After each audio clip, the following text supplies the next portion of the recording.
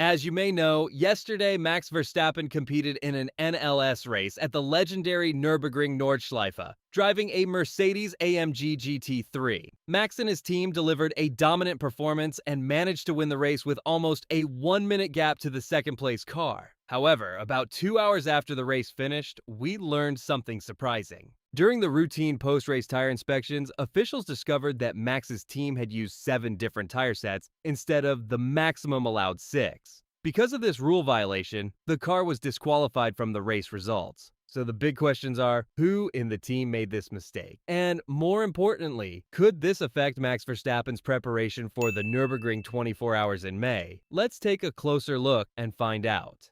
In the Nürburgring Langstrecken-Serie, teams must follow very strict technical regulations, and one of those rules is related to tire usage. During the race weekend, each car is allowed to use a maximum of 6 different tire sets. However, during the post-race technical inspection, officials discovered that the car driven by Max Verstappen and his teammates had used 7 different tire sets instead of 6. Because of that rule violation, the stewards had no choice but to disqualify the car from the race results. Now the big question is, who made the mistake? In endurance racing, tire management is usually handled by the team engineers and mechanics, not the drivers themselves. Drivers simply get in the car and drive with whatever tires the team prepares for them. That means this situation was almost certainly a team management error, not something Max Verstappen personally did wrong on track. Still, the penalty is harsh. Despite dominating the race and finishing almost 1 minute ahead of the second-place car, the team officially lost the victory after the technical checks. But will this affect Max's next big goal? Luckily, the answer is probably not. This race was mainly part of Verstappen's preparation for the legendary Nürburgring 24 hours. One of the toughest endurance races in the world. Even though the win was taken away, the team still gained valuable race experience, track knowledge, and data from the event at the iconic Nürburgring Nordschleife.